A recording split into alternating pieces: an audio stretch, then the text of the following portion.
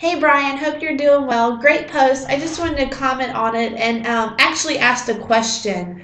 I did the same question, and as I was doing this question, I thought of myself trying to answer this question I'm about to ask you. So maybe you can add on to what I came up with and add your insight because it wasn't hard to answer this question, but I found some difficulties in trying to find the relationship and some comparisons. So to hear your feedback would be awesome.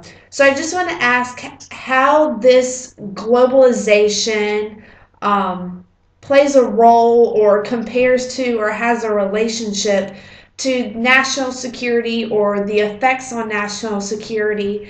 And just some things that I came up with is the obvious threats of the Cold War on national security. I know we've been talking about that one for several weeks now. So that's just the first one that came up to mind. But I also thought of two other ones that kind of could have effects on national security. And the first one was these shock of oil prices that Snow mentioned in 1973 and 1977, and our involvement with the Middle East, at the time, and economic competitions.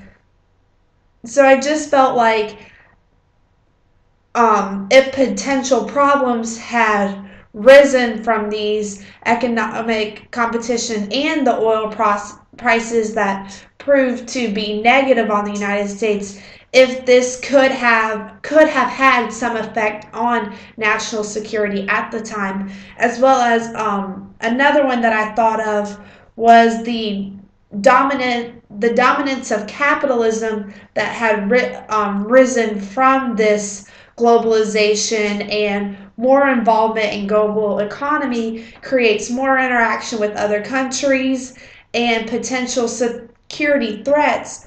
Because of this involvement and interaction, we have room to gain more enemies because of economic competition and global interaction. Once again, this I mentioned this in my post, but the role of this isolationist that we used to be to this internationalism that we began to take part in this globalization and global economy.